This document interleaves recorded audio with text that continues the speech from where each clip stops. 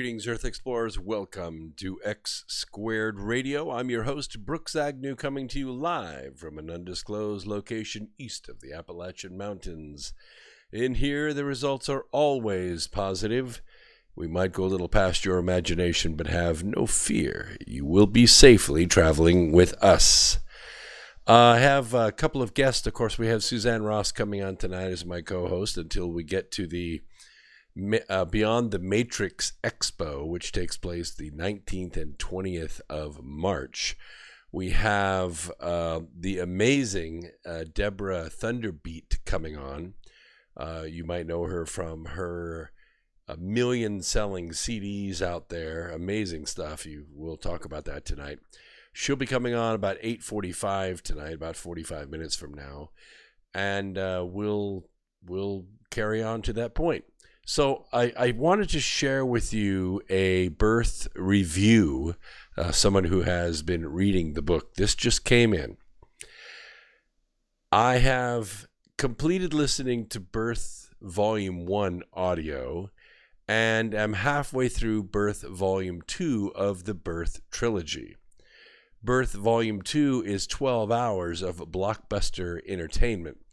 Dick Daring is an awesome racer. His character is spot on. Agent Smith is the best agent to ever grace the screen. Words fail me on the female roles and names because I am deep in the adventure, and they are awesome. Can you fight the forces of darkness, save the world, and fall in love on a deep level at the same time? We all do. So if you haven't read the Birth Trilogy or listened to the Birth Trilogy, you can always get your copy by going to Amazon.com, putting in my name. You'll find it. You'll see the book covers flashing up there on the screen as well, you YouTubers. We are also live on Truth Frequency Radio Network right now. So we're simulcasting all around the world visually and in audio. But if you haven't read the Birth Trilogy, it's easy to get. You can get it in paperback, you can get it in Kindle, you can get it in Nook, and you can get it in full audio. And all of those deals are available at birthtrilogy.com. So I want to talk a little bit about Orion.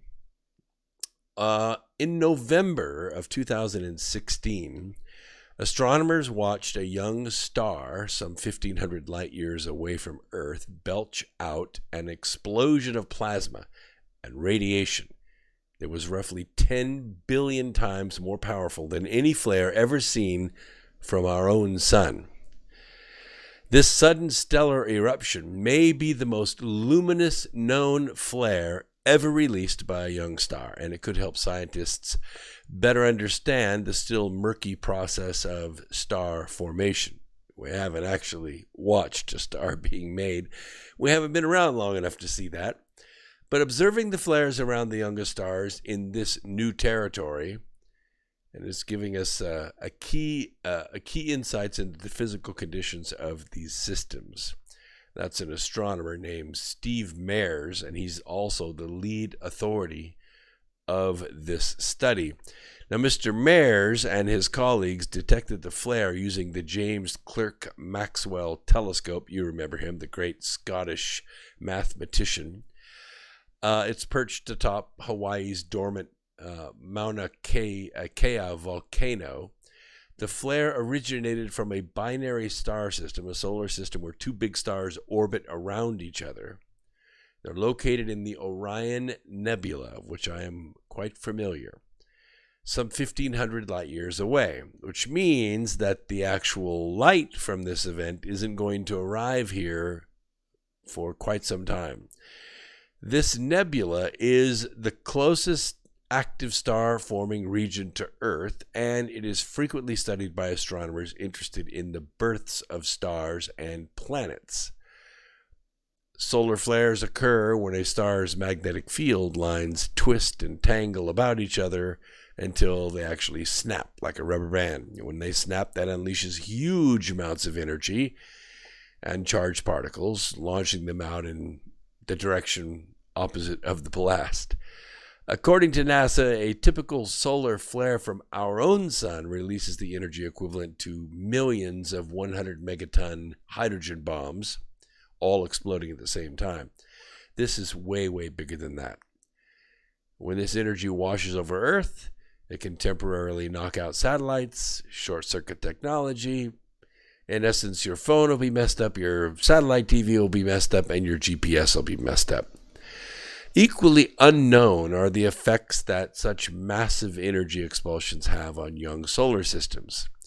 The really super hot X-ray radiation emitted from flares like these could potentially damage the chemistry of nearby bodies like meteors, or possibly alter the atmosphere of young planets like Earth, for instance.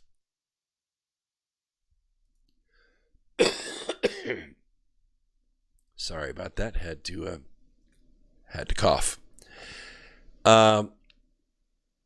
We also have seen something happen in the field of legislation.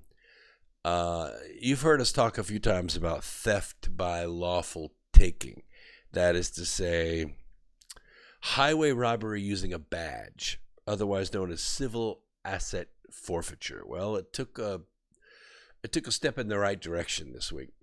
You see, states are bound by the 8th Amendment's prohibition against excessive fines and fees when they seek to seize property or other assets from individuals charged or convicted of a crime. And this is what the Supreme Court just ruled. Now, up until that time, cash was the currency of crime. That is to say, if you're pulled over on the highway and you have $2,000 in the console of your vehicle, the police can say, well, we think that cash is committing a crime, so we're going to arrest that cash and we're going to hold it.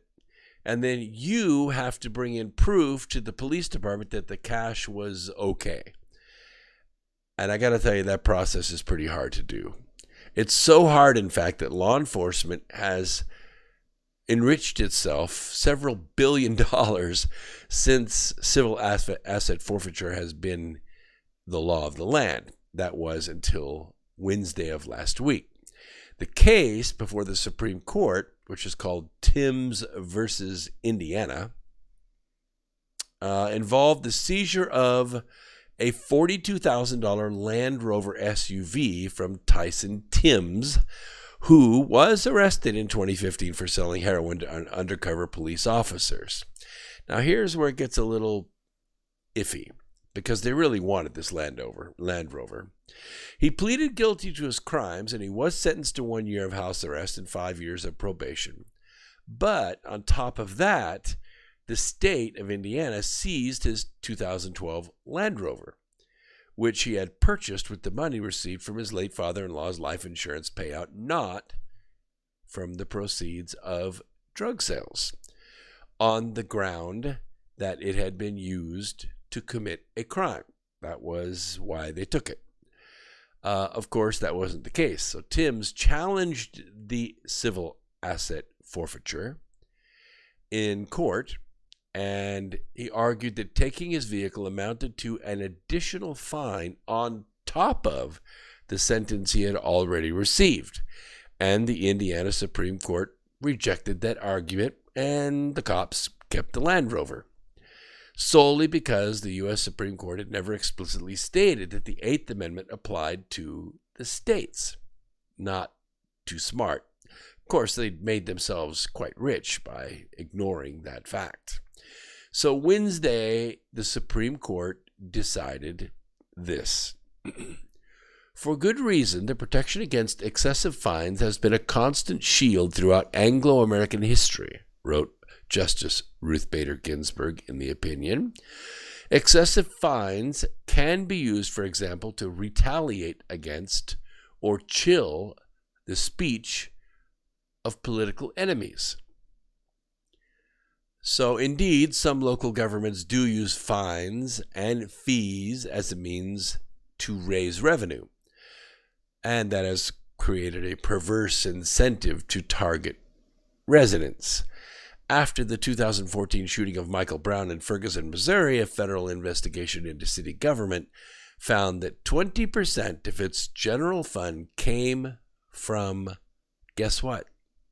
Criminal fines. They were making money on it.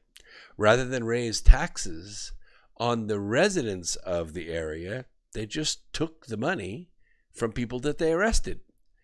And Ferguson is not alone in relying heavily on revenue from fines, making clear that the Eighth Amendment applies to the states will make it far easier to challenge unreasonable fines and these fees, including not just asset forfeiture cases, but also situations where the local government hits homeowners with massive civil penalties for offenses such as unapproved paint jobs or Halloween decorations.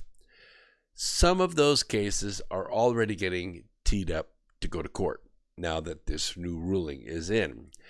As CJ Claramello wrote in his month's issue of Reason magazine, a federal class action civil rights lawsuit challenging the aggressive asset forfeiture program in Wayne County, Michigan, that was filed in December, argues that the country's seizure of a 2015 Kia Soul, I had one, they're not worth much. Nice car, though.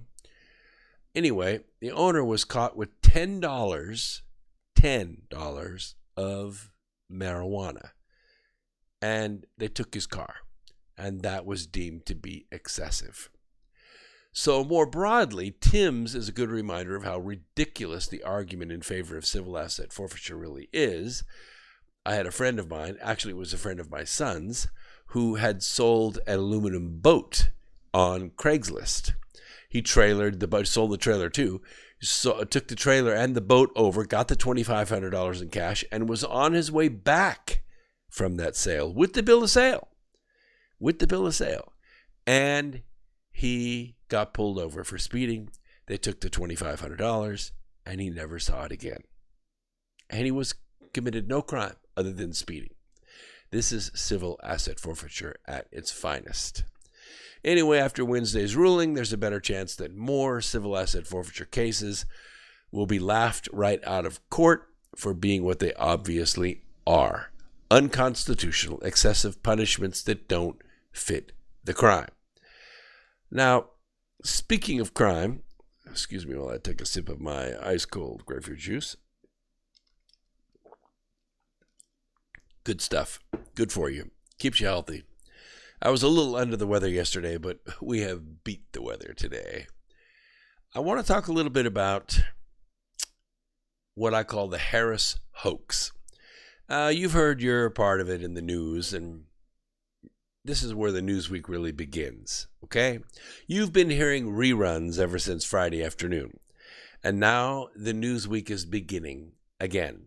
Tomorrow morning at 6 o'clock when Breitbart News Radio hits the airwaves on Patriot 125 on Sirius XM, they're going to be lagging behind us by about 9 hours. So just pay attention because it's showtime. Yep, the script was written, the casting was done, the props were in place, and then it's lights, camera, and action. Good old Jussie Smollett. By the way, you know that Subway has a new sandwich. They have them from time to time that come out. I like the pastrami myself. But this one is actually called the Smollett. Yeah, it's full of bologna, and you can't get it until after 2 o'clock in the morning, just so you know. Jussie Smollett used sidewalk surveillance cameras as the method of choice for play acting that he was being mugged and play lynched. That is an interesting choice of words, don't you think? I mean, we haven't really seen this before. Not that particular word, this particular way, and certainly not this particular timing. And we're all about timing here at X Squared Radio. In fact, it's interesting because all you have to do is open the circle of the production operation just a little tiny bit to reveal them again. As it turns out, one of his closest associates is none other than Kamala Harris. Oh, yeah. Yes, the same sexual climber that was right at the exact same moment pumping ads out for her new bill called the Antilynching bill. Wow, even the same words. There was a rumor put out that Kamala was Jesse's aunt. Well, in fact, Harris is not Smollett's aunt, nor are they related at all. No profile of either of them has ever mentioned a relation, while Harris, her only sibling, is Maya Harris, a former Hillary Clinton advisor who's now working on her sister's campaign, by the way. Maya Harris is not Jussie Smollett's mother, although she was subject of her own conspiracy theory last month, related to her years-old news that she had been hired by MSNBC. But as of tonight, no evidence that Harris and Smollett talked to one another prior to the sidewalk theatrical event that probably got wider coverage than Jussie's role in the Hulu series Empire. We have only seen one series career come to a faster demise than Jussie's. You know where I'm going with this, don't you? Yeah. That would be the unmatched starring career of Roseanne Barr for a tweet in which she made a very clever joke about Obama's chief strategist, Valerie Jarrett, looking like a cross between the Muslim Brotherhood and the Planet of the Apes. It was not a racist tweet. Any 8-year-old could see the resemblance. On this program, here, anytime, we don't care at all about the color of people's skin. It means nothing to us. It is true that her family is deeply involved with the Muslim Brotherhood. It is also true that she bears a striking resemblance to the makeup that created the character Ari in the 1960s version of the Oscar-winning film. So let's talk about the coordination between Jussie's most memorable performance and Kamala's lynching bill. This is the most interesting part. Yeah, I know what you're thinking about lynching. Lynching is illegal already, everywhere. It's true. But that, as it turns out, is only true on a state level. There's no federal statute banning lynching. I mean, it sounds simple enough, doesn't it? Lynching is hereby against the law. That sounds pretty simple, pretty clear, right? Oh, no. Not so fast. There is much more to this screenplay. How about a little history? You know, this was tried before, when the anti-lynching bill came up for consideration in late November of 1922. After the elections, Democrat senators rebuffed Republicans with parliamentary maneuvers, as he had with the reduction issue 2 decades earlier. Alabama's Democrat Oscar Underwood, now Senate Minority Leader, played a key role in killing the anti-lynching measure. Underwood threatened Henry Cabot Lodge and the Republicans with a filibuster that would shut down the end of session business in the Senate. Gee, that sounds pretty familiar, doesn't it? Government shutdowns all the way back in 1922. So, Republicans were fearful that they would be unable to secure a naval ship subsidy bill desired by the Harding administration. You know where this is going, right? Gee, it's like deja vu all over again. President Trump is forced into signing a bill which he doesn't want to sign, but he has to sign because the Democrats are holding his military hostage. Same thing in 1922. The members of the Senate Republican Conference voted to abandon the anti-lynching bill because Democrats knew they would not sacrifice their new ships for this anti-lynching bill. Though Representative Dyer reintroduced the measure in each new Congress in the 1920s, it failed to gain significant political traction. Again, blocked at every turn by Democrats. The public awareness campaign, relentlessly pushed by the NAACP, however, likely contributed to a general decline in lynching after the 1920s. It would be 15 years before Congress would seriously consider the subject again. In the words of historian Robert Zangrando, anti-lynching legislation was displaced by the indifference of its friends and the strategy of its enemies. Although every state has laws on the books outlawing lynching, and in fact, no one has been lynched since 1968, the federal statute lay in the bottom drawer until September 14th, 2017. Guess who signed it into law? That's right. President Donald J. Trump signed into law Senate Joint Resolution 49, wherein Congress condemned the racist violence and domestic terrorist act that took place between August 11th and August 12th in 2017 in Charlottesville, Virginia. You remember that, right? They urged the president and his administration to speak out against hate groups that espoused racism, extremism, xenophobia, anti-Semitism, blah, blah, blah, and he did it.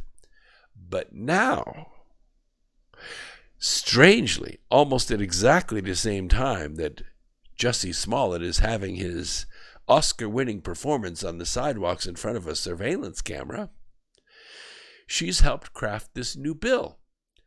Does it federalize penalties for lynching? Yes. Oh, and so much more. Wait until you hear this.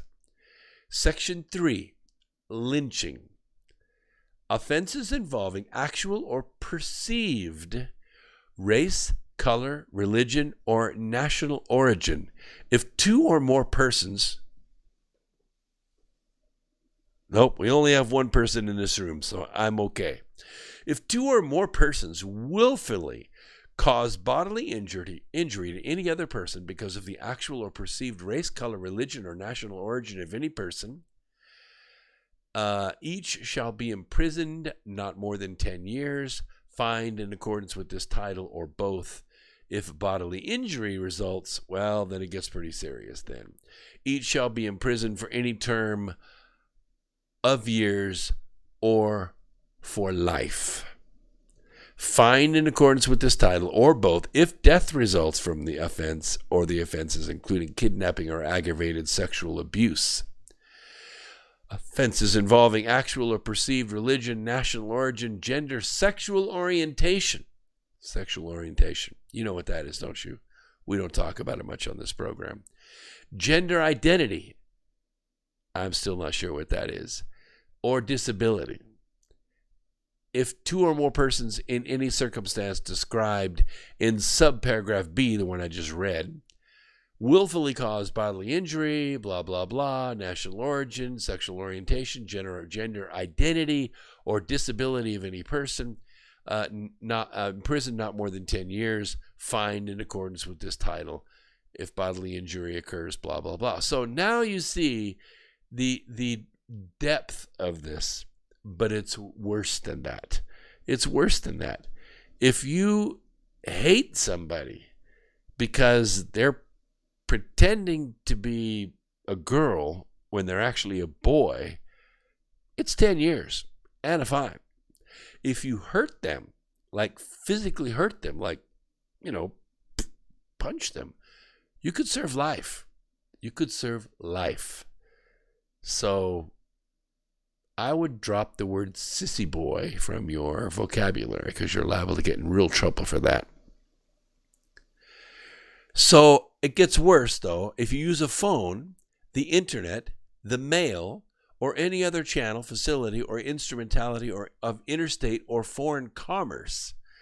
If the defendant uses a phone, the internet, the mail, any channel, blah, blah, blah, in connection with the conduct described in subparagraph A, the defendant employs a firearm, dangerous weapon, explosive incendiary device, obviously, but my phone is not a weapon. Nope. And I use it. I use it every day. And I'm using electronics right now. We're talking here on YouTube Live. We're talking on TFR Live. And we're about to go to break in about 15 seconds. So we'll be back in about 3 minutes, 15 more minutes of news, and then we'll bring Suzanne Ross on, and we'll bring Deborah Thunderbeat. We'll be right back after this. Don't go away. More X Squared Radio coming at you. You YouTubers, hang on. I got to disconnect because my bumper music will flag this whole thing. I'll be right back.